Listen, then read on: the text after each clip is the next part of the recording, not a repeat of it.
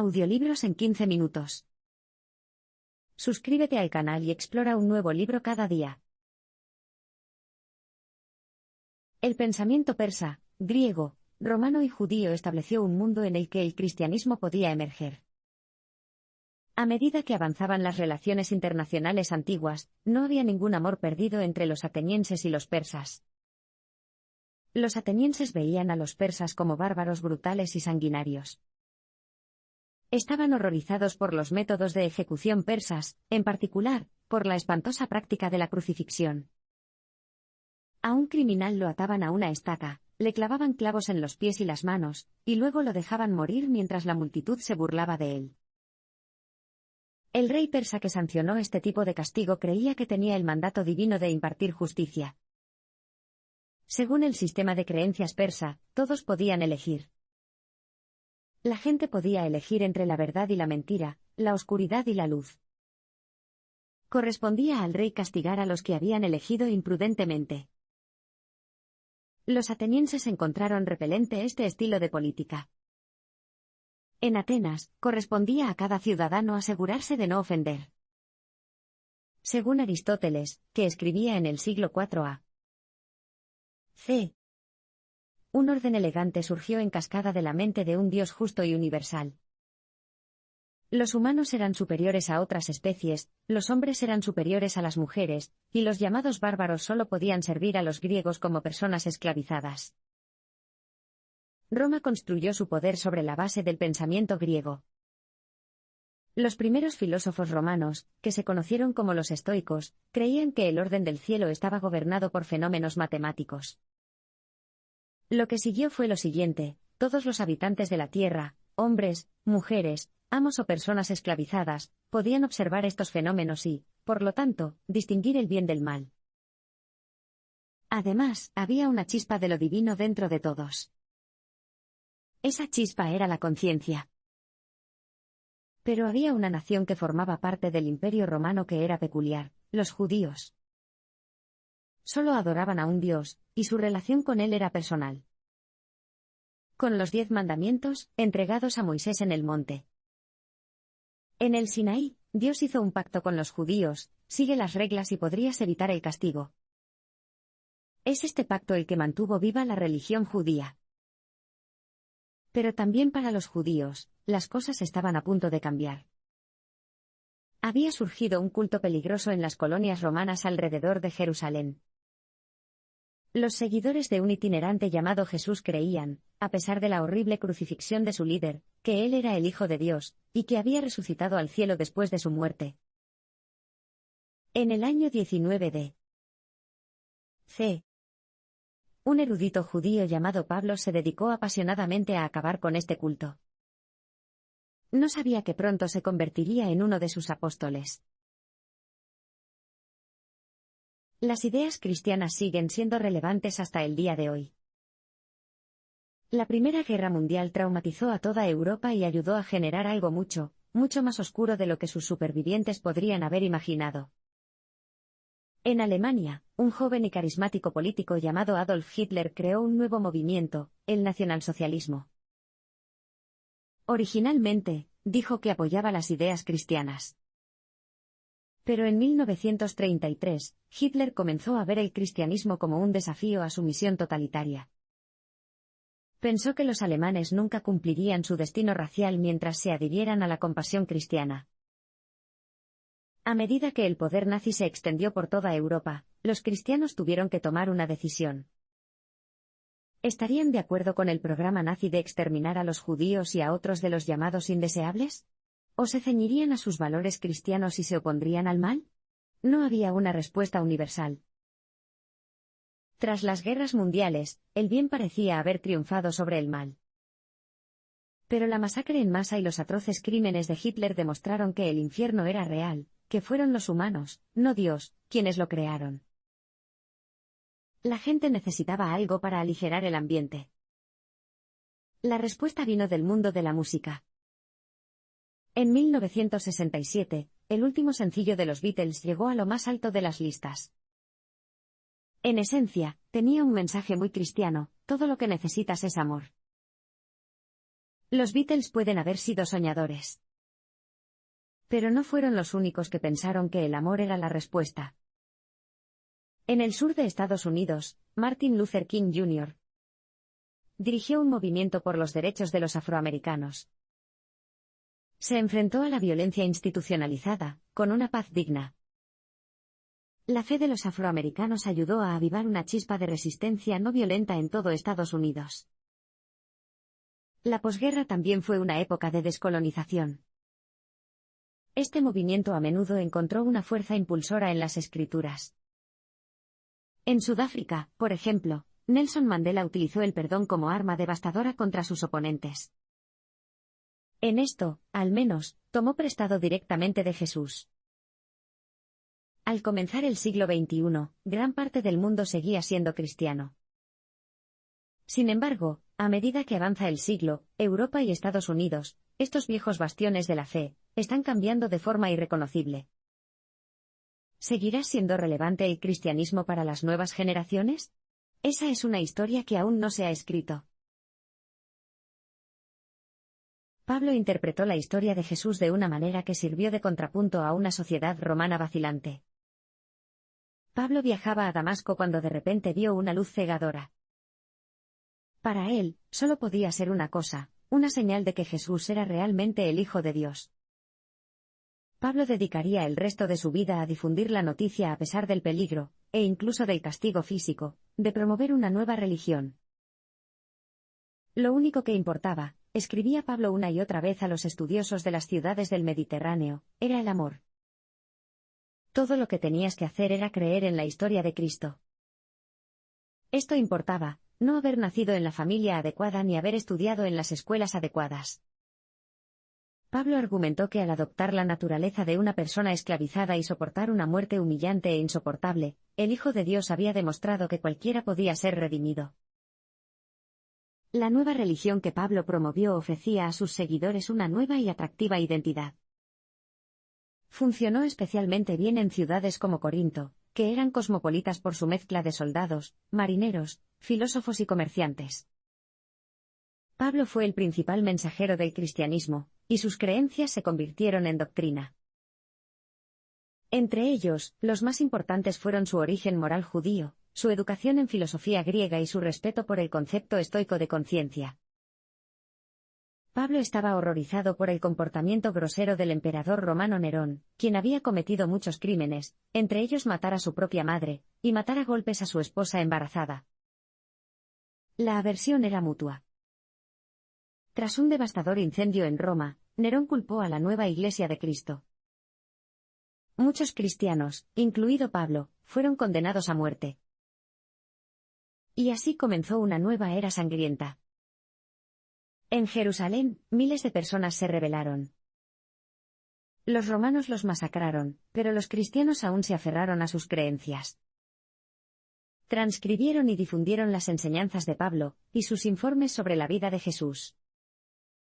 Los evangelios describían un nuevo tipo de héroe, un híbrido entre dioses y esclavos cuya muerte se relataba con detalles vívidos y sangrientos.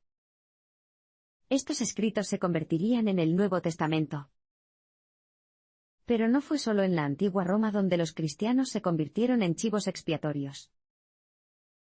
Casi 2 siglos después del nacimiento de Jesús, en la Francia actual, la masacre fue particularmente devastadora. Los romanos detuvieron a los cristianos, los obligaron a entrar en un anfiteatro, y los torturaron para entretener a la multitud. Sin embargo, alentados por la aceptación de Jesús de su destino, pocos de los cristianos eludieron el dolor o la muerte. Los romanos, que valoraban la determinación y la determinación férrea, se escandalizaron. ¿Cómo podían los cristianos, que eran percibidos como la escoria de la sociedad, reclamar tales virtudes? Parecía que el viejo mundo se estaba desvaneciendo rápidamente. Cuando el emperador romano Constantino se convirtió al cristianismo, la religión adoptó las trampas de la burocracia. Mientras tanto, en la antigua Alejandría de Egipto, el cristianismo estaba estableciendo una cosmovisión a través de la cual el pensamiento judío y el griego podían mezclarse. Escribiendo en griego, el erudito Orígenes defendió las escrituras judías denominándolas el llamado Antiguo Testamento, que debían ser consagradas tanto por los cristianos como por los judíos. Orígenes también estudió una pregunta crítica: ¿cómo podían los cristianos decir que solo había un Dios si también adoraban a su Hijo? La unidad de Dios, argumentó, estaba en una Trinidad, el Padre, el Hijo y el Espíritu Santo. Orígenes finalmente fue condenado a muerte por sus creencias. Pero antes de morir, se preguntó qué pasaría si también se ganara a los romanos para Cristo. Para él, eso era impensable, un milagro. Pero apenas un siglo después, en el 312 d.C., el emperador Constantino se convirtió al cristianismo. Constantino era el cristiano más poderoso de todos sus contemporáneos, pero estaba confundido por las disputas que plagaban a los eruditos cristianos. Las preguntas iban desde cuestiones filosóficas, si Jesús era un mortal, hasta prácticas, como qué rituales deberían seguir los cristianos. En el 325 d.C., Constantino convocó a eruditos religiosos en Nicea. Quería que resolvieran estas y otras cuestiones de una vez por todas. El resultado fue tanto teológico: decidieron que el Padre y el Hijo eran una sola entidad, como administrativo. Esa reunión fusionó las creencias cristianas con la burocracia romana. Antes de que se estableciera el cristianismo, el concepto de caridad había sido despreciado. La lástima era para los débiles y los ingenuos. Pero los cristianos vieron la caridad como un principio de su fe. En el siglo IV, comenzaron a surgir los primeros sistemas de seguridad social y bienestar. Para los cristianos adinerados, estos sistemas proporcionaron una respuesta a una pregunta candente: ¿era aceptable ser rico si Cristo mismo era tan desinteresado? Para cuadrar este círculo, se dijeron a sí mismos que necesitaban la riqueza para ofrecer caridad a los pobres. A su alrededor, el orden mundial se tambaleaba. La propia Roma, la ciudad eterna, estaba siendo atacada. En 410, los godos, un pueblo germánico de Europa Central, la saquearon. Se produjo el caos y, durante las siguientes décadas, surgió una nueva estructura de poder. Ahora Europa Occidental estaba gobernada por señores de la guerra y clérigos. Si había algo en común, era el dinero. Y si eras rico, te ayudaba a creer que tus riquezas eran un regalo de Dios. La santidad ya no era algo a lo que aspiraban las personas poderosas. Se convirtió en una fuente de energía. A medida que el cristianismo se consolidó, los cristianos comenzaron a ver a los demás como malos, y reaccionaron con una violencia cada vez mayor. A finales del siglo V d.C., solo en las zonas rurales más profundas y remotas de Europa se podían encontrar personas que practicaban las antiguas religiones. En estas religiones y cultos paganos, así como cada vez más en el judaísmo, los cristianos vieron la oscuridad y el mal. Este mal tenía un rostro, una nueva fuerza llamada Satanás. Para acabar con los últimos vestigios del paganismo, se fundaron monasterios y conventos respaldados por el creciente poder del papado en Roma en los confines de Europa. Hombres y mujeres acudían a ellos, atraídos por dos pasiones: querían luchar contra el mal y se esforzaban por confesar sus pecados para recuperar el favor de Dios. Durante siglos, los cristianos habían estado molestos por la negativa de los judíos a aceptar a Jesús como el Hijo de Dios. Pero ahora que pensaban que las fuerzas cósmicas estaban actuando, empezaron a ver a los judíos, y de hecho a todos los no cristianos, como una amenaza existencial. Los musulmanes, con su joven religión y su destreza militar, eran otra amenaza. Cuando las bandas bélicas árabes iniciaron su marcha victoriosa por Oriente Medio y el sur de Europa, parecía aún más imperativo que los líderes cristianos dieran la vuelta a los vagones. La respuesta fue la conversión forzada. Esta cruzada fue emprendida por el mayor caudillo que jamás haya existido en Europa, Carlomagno o Carlos el Grande. Unió fuerzas con la Iglesia Católica y, en el 800 d.C., aceptó el título de emperador del Sacro Imperio Romano Germánico de manos del Papa en Roma. Pero Carlomagno no se dedicaba simplemente a convencer a los paganos de que se convirtieran. Sus ejércitos mataron a decenas de miles de paganos, el resto se sometió de buena gana. Carlomagno basó su estrategia en la idea de que el bautismo debía ir seguido de la educación. En toda Europa, los sacerdotes se convirtieron en portadores de todo el conocimiento, tanto religioso como profano. La campaña de Carlomagno tuvo un éxito extraordinario. En tan solo unas pocas generaciones, un antiguo bárbaro cuyos antepasados se habían convertido a punta de espada, Otón el Grande, derrotó a bandas merodeadoras de húngaros paganos. Otto salvó a la Europa cristiana del saqueo, y su recompensa fue el título de emperador del Sacro Imperio Romano Germánico. Europa se estaba cristianizando lenta y dolorosamente. Bajo Gregorio VII, el papado se reformuló como el juez supremo de la moralidad. El papado quería consolidar el poder y necesitaba un plan. El Papa Gregorio VII ideó un plan que era a la vez siniestro y extremadamente eficaz. Consideró que los herejes, o los sospechosos de herejía, podían ser quemados vivos. Sus agentes se pusieron manos a la obra, y pronto mataron a un número extraordinario de europeos. En toda Europa, las personas que presenciaron esas ejecuciones decidieron que probablemente no era prudente cuestionar a la Iglesia. Como teólogo, Gregorio VII era despiadado. Pero también era un político astuto. Separó a la Iglesia del gobierno político nacional. Los gobernantes de las tierras cristianas ahora eran libres de tomar sus propias decisiones políticas. Pero el poder de la Iglesia no disminuyó. El mundo ahora estaba reformado. Seguía el concepto de pureza del Papa. La desobediencia era prácticamente impensable. Gregorio VII separó a la Iglesia de los estados seculares y, de hecho, la convirtió en un superestado paneuropeo. El Papa era ahora la máxima autoridad. Todos los cristianos, desde un rey hasta un mendigo, estaban sujetos a sus normas. Gregorio también decretó que los sacerdotes ahora debían ser célibes. Quería que el clero se abstuviera de la tentación de la carne femenina. Pero, ¿dónde dejó eso a las mujeres? El papado, inspirado por el pensamiento de Aristóteles, las consideraba inferiores. El papel de la mujer consistía en estar subordinada a los hombres. La situación legal y política de las mujeres en toda la cristiandad se estaba deteriorando gradualmente. La Virgen María, inmaculada y perfecta, contrastaba marcadamente con las mujeres del mundo, que se dedicaban a sus instintos naturales. El impulso sexual masculino también se convirtió en algo de lo que arrepentirse. La sexualidad ahora era pecaminosa. La Iglesia reformuló el matrimonio como el único escenario en el que podía tener lugar el sexo, y se posicionó como el único organismo que podía sancionar el matrimonio. No fue solo una victoria eclesiástica, también fue un movimiento político astuto. Los obispos arrebataron el poder a las familias y clanes que tradicionalmente habían utilizado el matrimonio para apuntalar las alianzas. No sorprende que algunas de estas políticas fueran impopulares. Y no pasó mucho tiempo antes de que los europeos empezaran a hacer algo al respecto.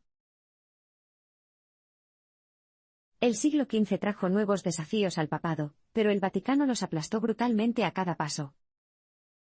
Muchos en Europa pensaban que el propio papado necesitaba una reforma. No parecía estar mejorando mucho las cosas en la tierra. La peste y la guerra asolaban el continente, y los turcos otomanos atacaban las fronteras orientales de Europa.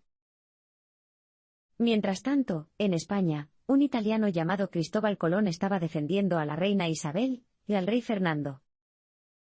Quería que financiaran su misión, una expedición para descubrir una ruta más corta a la India.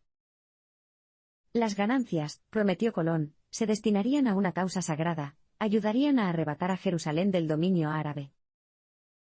La realeza se vendió. Y, en 1492, Colón zarpó. Por supuesto, Colón no encontró una nueva ruta marítima a la India. Pero sí encontró un mundo entero que era nuevo para los europeos. Ese nuevo mundo, y sus habitantes, estaban listos para convertirse al cristianismo. El conquistador español Hernán Cortés, por ejemplo, se veía a sí mismo como otro Moisés. El antiguo profeta había sacado a los judíos de la esclavitud egipcia. Cortés pensaba que estaba guiando a los bárbaros a la salvación. En realidad, se parecía más a Carlomagno. Cortés masacró a los habitantes aztecas, y arrasó los templos de la rica ciudad de Tenochtitlan. Los aztecas supervivientes fueron esclavizados. La cruel ironía de la conquista no pasó desapercibida. En todo el mundo, muchos cristianos vieron lo que realmente impulsaba la conquista, la codicia y la crueldad, no los valores cristianos del amor. Y en Europa, los cristianos estaban agobiados por las crecientes demandas financieras del papado. El mundo cristiano no estaba contento. Se dirigía rápidamente hacia una revolución. Esta inminente revolución comenzó en 1517, cuando un fraile de una aldea alemana atrasada publicó un folleto con 95 tesis. Se llamaba Martin Luther.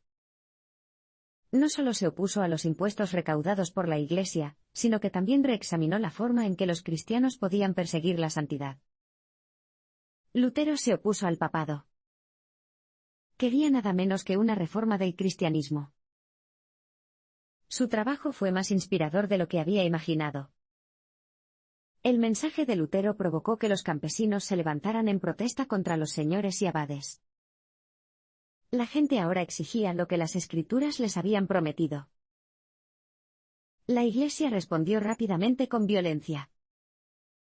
100.000 rebeldes, protestantes, fueron masacrados por la Iglesia y los ejércitos leales a ella en poco más de un año. Había comenzado otra nueva y sangrienta era. El ascenso del protestantismo provocó violencia en todo el mundo, pero también dio origen a un nuevo intelectualismo.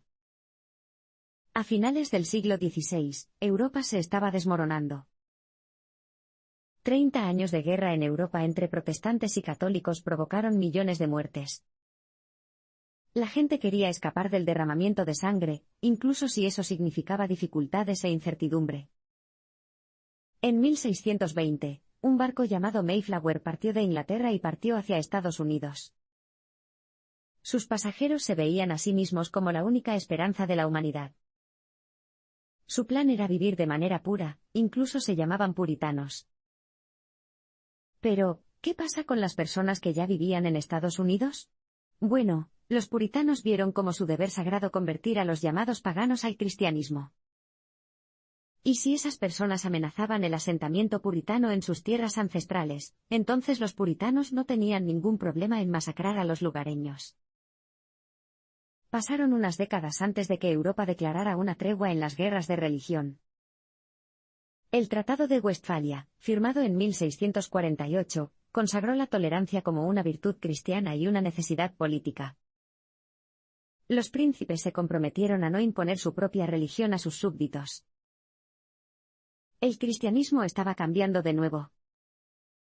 Esta vez fueron los intelectuales seculares, no el clero, quienes impulsaron la reforma. El astrónomo italiano Galileo Galilei se propuso estudiar el universo. Su objetivo era entender mejor el lugar de los seres humanos en él. Galileo desarrolló un telescopio con el que observó la Vía Láctea y Júpiter. La Biblia nunca menciona el espacio exterior. Pero Galileo no argumentó que las Escrituras estuvieran equivocadas. Simplemente decía que no tenías que leerlo literalmente. La Iglesia estaba indignada. Galileo fue juzgado como hereje y pasó los últimos 9 años de su vida bajo arresto domiciliario. Pero había establecido un rumbo crítico para la futura investigación científica. Muchos otros intelectuales estaban interesados en las personas, no en las estrellas. En el siglo XVIII, el escritor más famoso de Europa, Voltaire, encabezó una campaña de destacados intelectuales contra la Iglesia. No solo cuestionaban su doctrina, sino que condenaban lo que consideraban una institución anticuada e intolerante. La era de la Ilustración estaba divorciando el intelectualismo del cristianismo. Las cosas estaban a punto de ponerse violentas, otra vez.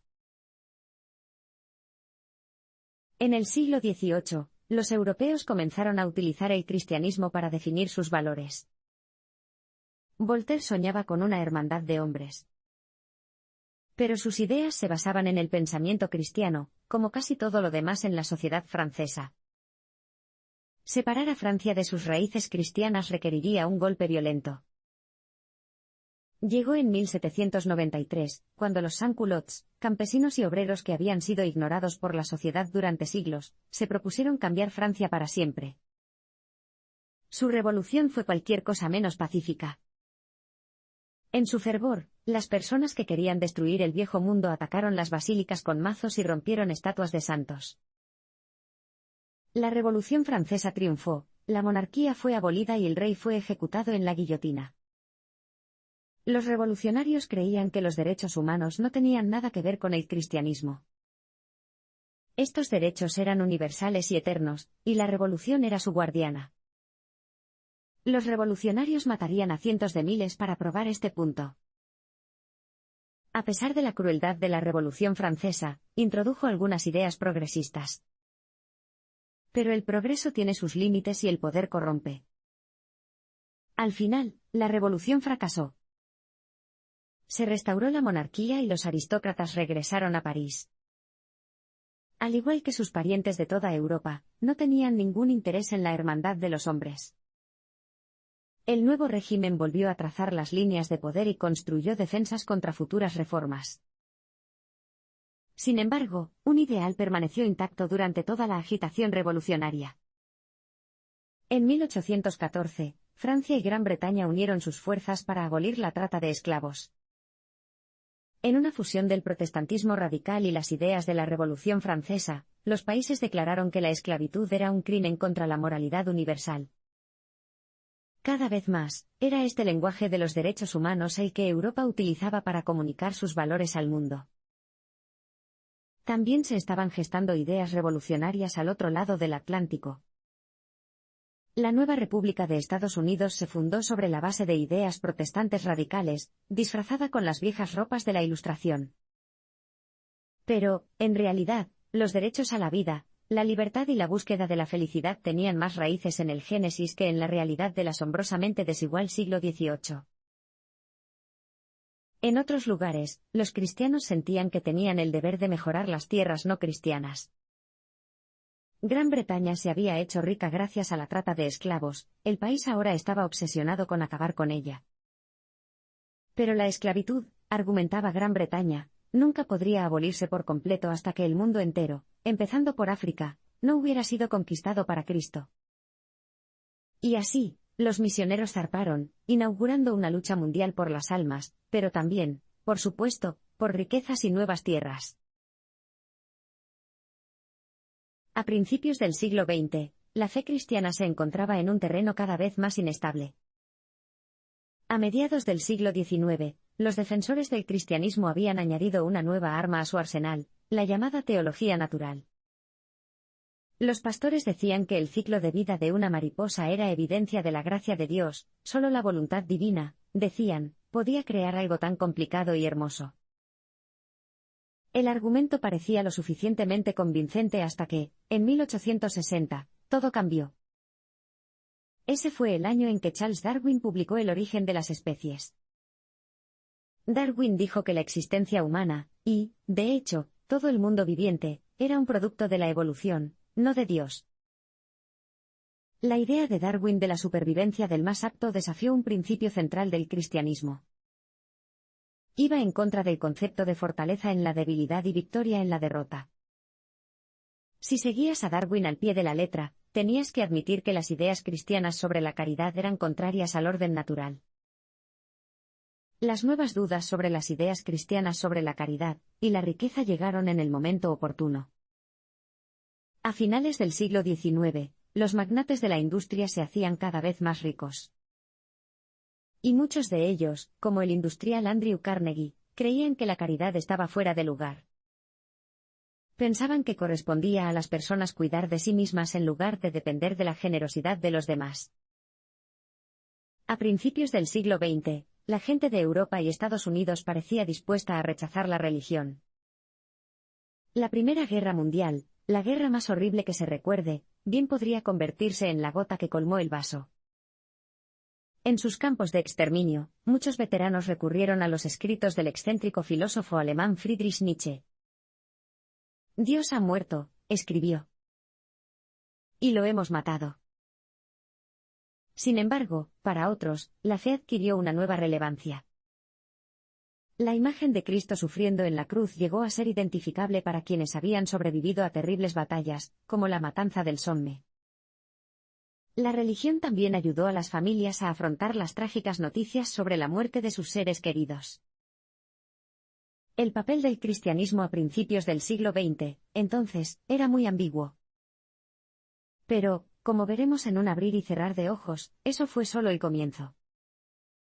La religión estaba a punto de ser puesta a prueba como nunca antes.